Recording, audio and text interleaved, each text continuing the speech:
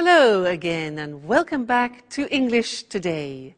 This is DVD 17 and the fifth DVD of your upper intermediate level. And in this DVD, we'll begin with another 2 episodes of our story, That's Life, followed by our special TV programs, where our culinary experts will be talking about how to set the table.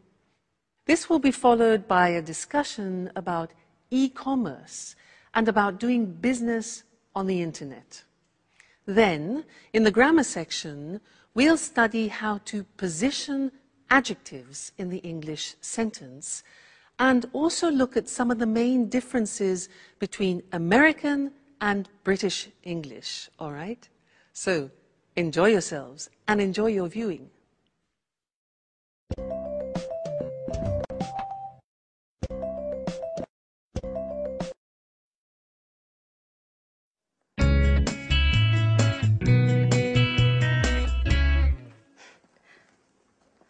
I knew it. It couldn't have been different. But watch out! Oh, God. Did you hurt yourself? Oh, no. You should watch where you're going. Oh, no. Oh, no. I'm just walking into things. You know, I'm a bit absent-minded. When I was a kid, I was always falling over. I was always covered in bruises. But, oh, excuse me now. The first full moon of the summer. Just wonderful. Hey, what's the full moon got to do with anything?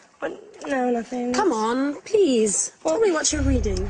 It's just a beautiful love story full of passion.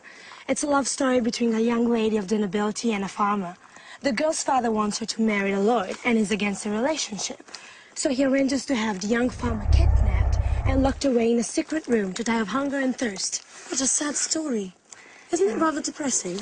Well, oh, wait a minute. I haven't finished. The kidnapping happened on the first full moon of the summer. Just a moment before, the 2 lovers had arranged to meet. Legend says that every year on that night, the young girls return to look for her lover. Do you see? What should I see? It's a legend. Don't tell me I should believe in such a stupid thing. Well, on the contrary, I think you should. This is the interesting part. This love story took place here, in this house. And tonight, there's the first full moon of the summer. Oh, this is so exciting. I know this holiday would bring some pleasant surprises. You must be mad. And by the way, where on earth did you find this book? Well, up in the attic. It must have been written by one of Paolo's ancestors. If I'd known that room contained some treasures like this book, I'd lock myself in there for the whole holiday. You shouldn't go nosing around everywhere, Michelle. Well, then you should leave me alone, then. I'm going to get the others together now, and we'll devise a plan for tonight so we can look for the young girl's ghost.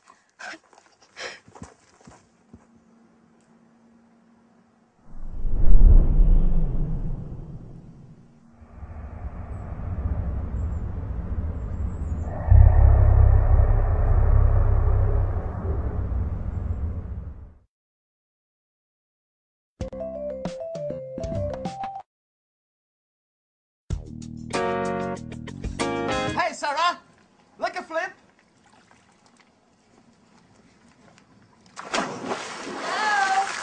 Hello. I'm glad you're here.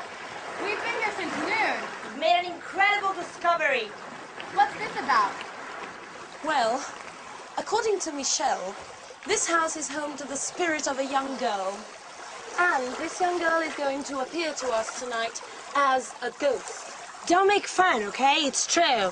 I read it in a book I found at home.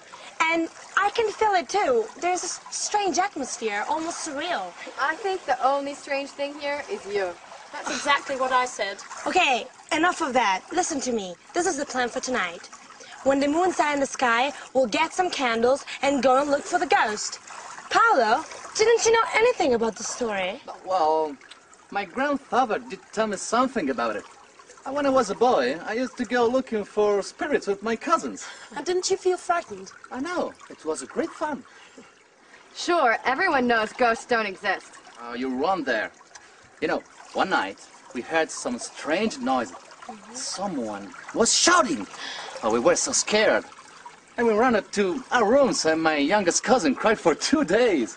He was so terrified. What rubbish. I think you just invented the whole story. Okay, stop arguing. Paolo and I are going to look for the ghost tonight. Sandra, you coming with us? Well, I don't really believe in these things, but if you're both going, well, why not? It'll be a bit of change from the other evenings.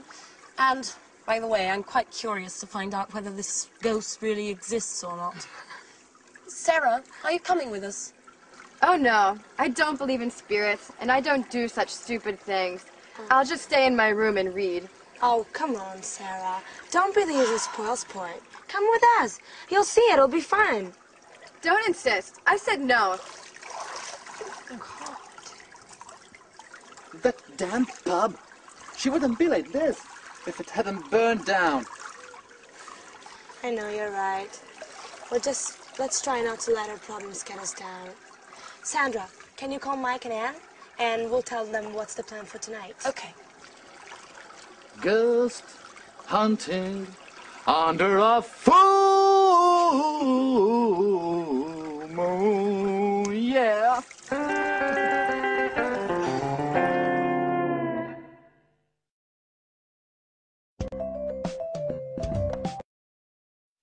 Hi everyone, and welcome back for another lesson. Now, as you've been watching our story, That's Life, you've probably noticed that there are different Englishes, different accents, like British English, American English, Australian English. Yeah, now you can often notice that from the accent. But we don't only notice the difference from the accent. There are also differences in vocabulary. And this is something that I want to look at with you now, especially between British English and American English. So we'll look at the screen and you can see the words written. Because British English and American English, when I meet, for example, an American person, I usually don't have any problems understanding. But occasionally, let me tell you this story. An American said to me once, he said, hey, do you have a moose? And I didn't know what to answer. He said, do you have a moose? Now, in the English language, a moose is either the dessert that you eat at the end of a meal, like chocolate mousse, or it's the animal with antlers that you see in Canada. So none of those things were appropriate for the situation that we were in. So I had to say, sorry, what do you mean by moose? And for him, the moose was a mattress. You know, part of the bed that you sleep on, a moose was a mattress. So I was just flabbergasted. I could never have guessed that a moose was a mattress. So let me show you or introduce you, maybe you know some of these already, especially if you watch the cinema a lot. Some of the difference in terminologies and vocabulary between American and English, all right? Now, look at the screen. In British English, we talk about living in a flat, which is a small house in a condominium. So that's a flat. But the Americans tend to call that an apartment, all right? Then we in England have gardens, which are often attached to our houses or our flats. But in America, they call that a yard, all right? A yard. So in my backyard, you often hear. Then when you have rubbish, in England, we put the rubbish in a rubbish bin. But in America, rubbish is garbage. So they put their rubbish in a garbage can. So rubbish bin, garbage can. If I say in British English, I'm going to town, the Americans will say, I'm going downtown. I'm going downtown. In England, walking along the streets, the part beside the street itself, beside the road, is called a pavement. But in America, that is called a sidewalk. Pavement, sidewalk. We put our cars in a car park, but in America, they call a car park a parking lot. Okay? Parking lot. In Britain, we drive on motorways, whereas in America, you will hear the word freeway or highway or even superhighway. All right, so motorway in Britain, freeway, highway in America. Then when all the roads come together, we call that in English a junction. But the Americans call it an intersection. Junction, intersection. When we are traveling in our cars, we go and we buy petrol. The Americans buy gas or gasoline. For us, gas is a liquid air. So, gasoline in British English is petrol. Okay? Then, in England, we go to the cinema. In America, they prefer often to use movies, go to the movies. Then, for example, if you go to a theatre and you want to go to the wardrobe, for example, and leave your coats, etc., very often in America, that is called the closet. So, wardrobe, closet. Then, if you're in a restaurant, to begin with, we in England have a starter. The Americans have an appetizer. And this is very interesting. When you take potatoes and you fry them, and for example, you have it with steak, in English, those are called chips. The Americans use French fries.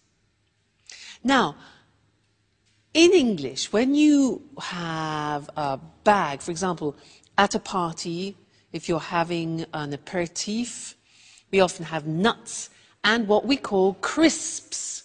Now, crisps are very thin pieces of potato, chopped up very finely, and then cooked, usually in hot oil, and put in plastic bags. Now, we call those crisps, but the Americans call them potato chips. So it's very confusing. For us, chips is what you have with steak, and the crisps are the things that you have in the bag, all right? And one more thing. In Britain, we talk about summer, winter, spring, and autumn, but often in American English, you will hear autumn referred to as fall. So those are just a few examples of the difference between British English and American English. But keep noticing the differences, especially when you're watching films, because it really is very interesting, and it will help you in preparation for when you go to both countries. All right, so good to see you again, and I look forward to seeing you again in the next lesson. Bye.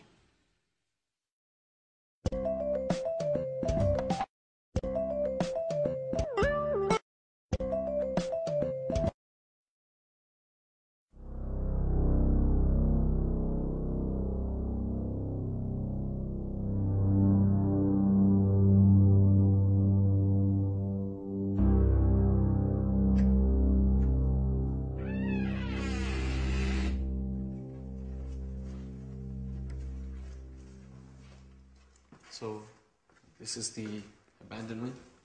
Yeah?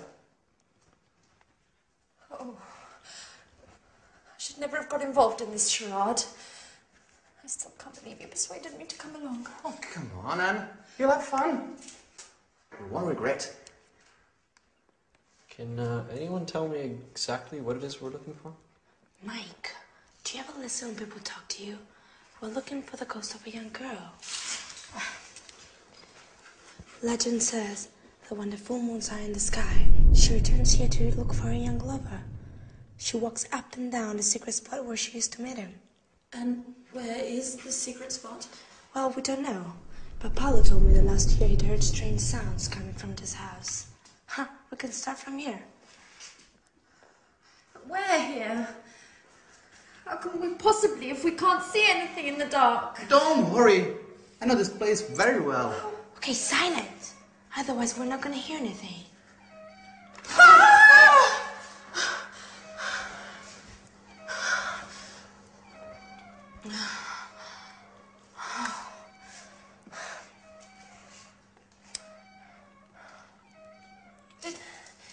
Did anyone ask Sarah if she wanted to come along with us? Of course we did. She isn't interested. She doesn't believe in ghosts! Well, you know, you still should have insisted. It's not nice to leave her all by herself at night. Okay, can we please start searching again?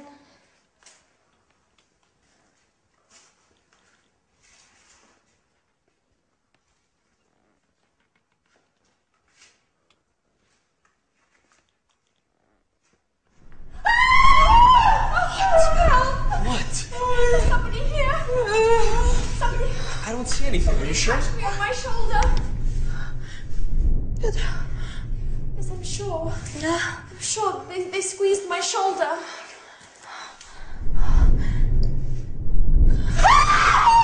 It's me! What an idiot, Paolo! Oh. Okay.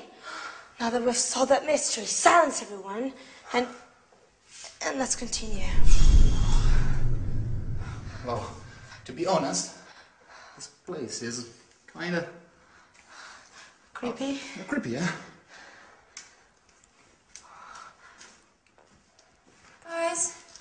Guys, wait for us!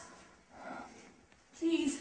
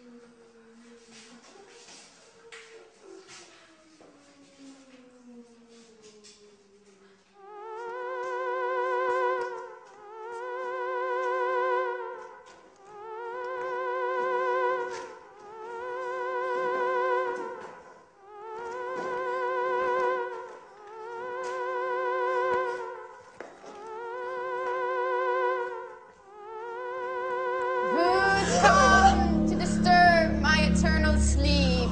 Crikey, I'm not feeling very well. I think I'm going to faint. Shut up! Well, no, we read about you and we want to get to know you. I don't like intruders. Do you know what happens to the people who cross my path? What happens? A horrible death.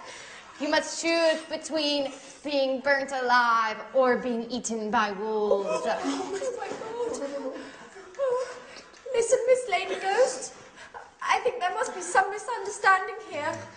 We're all going to leave now and let you look for your lover in peace and quiet. Right, everyone? Don't move an inch. It's too late. Your fate has been decided. Oh, I beg you, please don't kill us. I didn't even want to come. They forced me to come with them.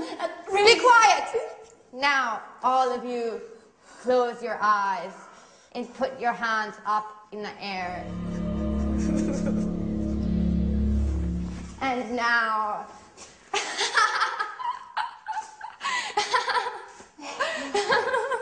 Sarah! So you were the ghost? Yes, I was in my room reading when I thought of dressing up and scaring all of you. And I must admit, it was worth it.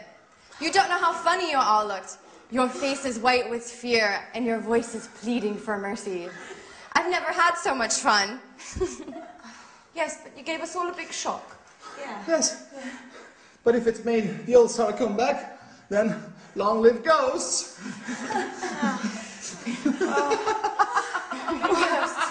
Yes. Oh my God.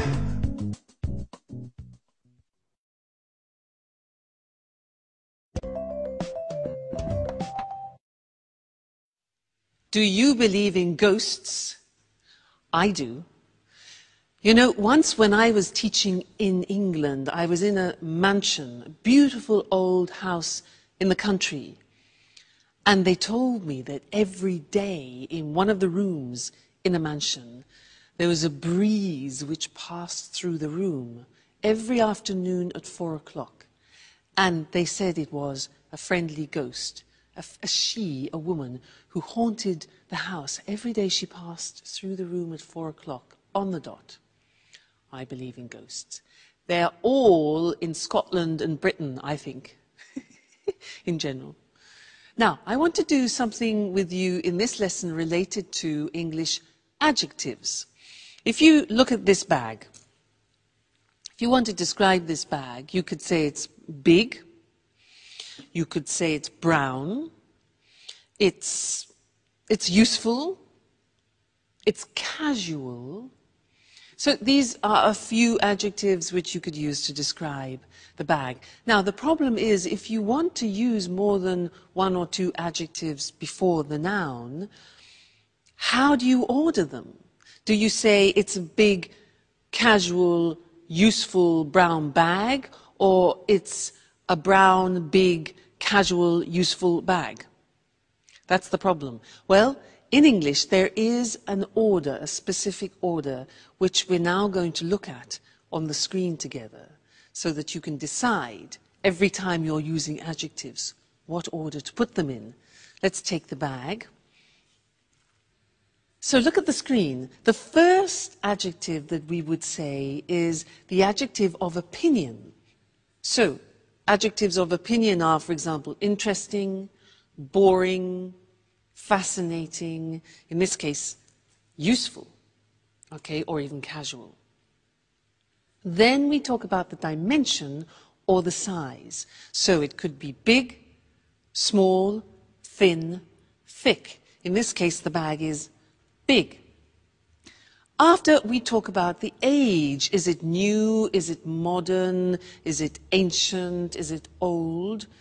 And I think we could say about this that it's a new, more or less, a new bag. So far we have a useful, big, new bag. Then we talk about the shape. This bag is square. It could be oval. It could be round. So we've got shape. Then we talk about the color.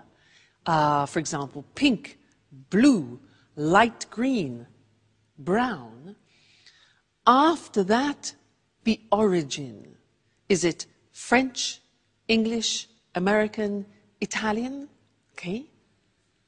And then the material it's made of. If it's wooden, plastic, woolen, cotton in this case. So, if we want to describe this bag using all those adjectives, it would become this. Its opinion. A casual, big, new, follow the screen, new, square, brown, Italian cotton bag. Okay?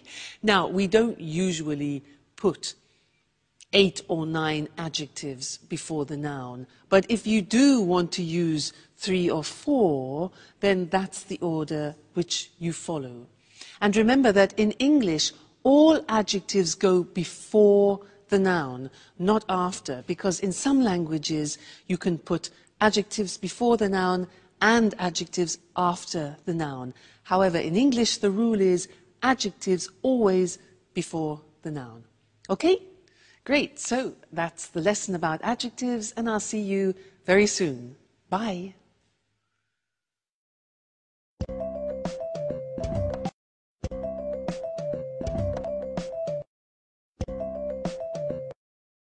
Welcome to Cooking Today. Hi, Lisa. Good to see you. Good to see you again, Nancy. Lisa, tell us what you're going to talk about this time. I've chosen a letter in particular. I've received so many.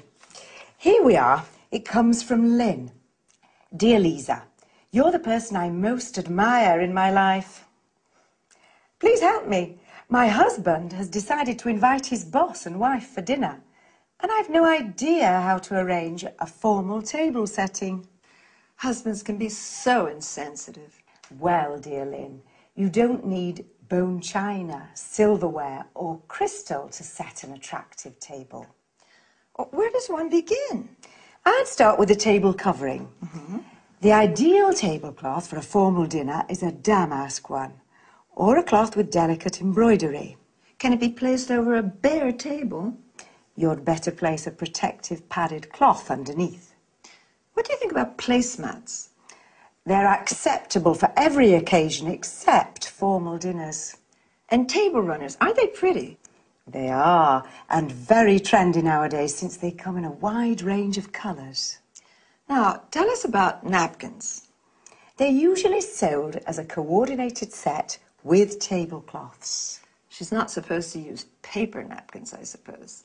Oh, it's considered a bit crass. You can use paper napkins for picnics. Is a napkin ring necessary? Why not? In the past, each family member would have one, either of wood or engraved silver. Today, they're available in many materials and styles. Now, what about dinnerware? I think that a set of one-colour dishes would be very smart. Round plain plates, a side plate, and serving dishes are perfect. What about glassware? The best for formal dinners is a long-stemmed goblet of medium height. Lynn will need a wine glass, a water glass, and a flute for champagne.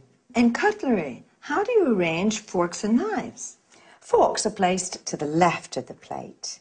Spoons and knives to the right, with the blade facing the plate. At the top of the plate, you place dessert forks and spoons. Of course, carving forks and knives are necessary when serving roasts. I see. How do you feel about centerpieces? Well, a basket filled with fresh flowers would smarten the plainest of tables. You can also use candles. It's a real work of art. Yes, and a pretty setting makes food taste better. Thank you, Lisa, for this informative chat. It was a pleasure.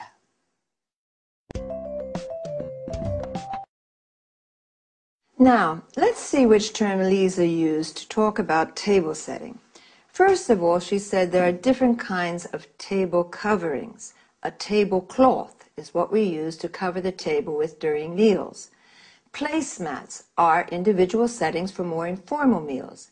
Table runners are long and narrow pieces of fabric which can hold several places. A centerpiece can be placed in the middle of the table, usually with fresh flowers as decoration. If you want to protect your table from stains or heat, you better place a protective padded cloth under the tablecloth. A napkin is what we use to wipe our mouths with while eating. Today, paper napkins are rather convenient, but don't use them when Lisa is invited. A napkin ring is a ring of different materials, fabric, wood, silver, which allows people to identify their personal napkin during family meals. Now, let's go to dinnerware or dinner service, also called crockery, or plates, side plates, or serving dishes used for meals. Glassware refers to glasses that can be wine glasses, water glasses, or flutes, used to drink champagne. A stemmed goblet is a tall glass with a stem used in formal dinners. Cutlery, commonly referred to as silverware, refers to forks and spoons and knives. Serving forks and spoons are used to serve food from the serving dish. That's all for this time. See you again next week.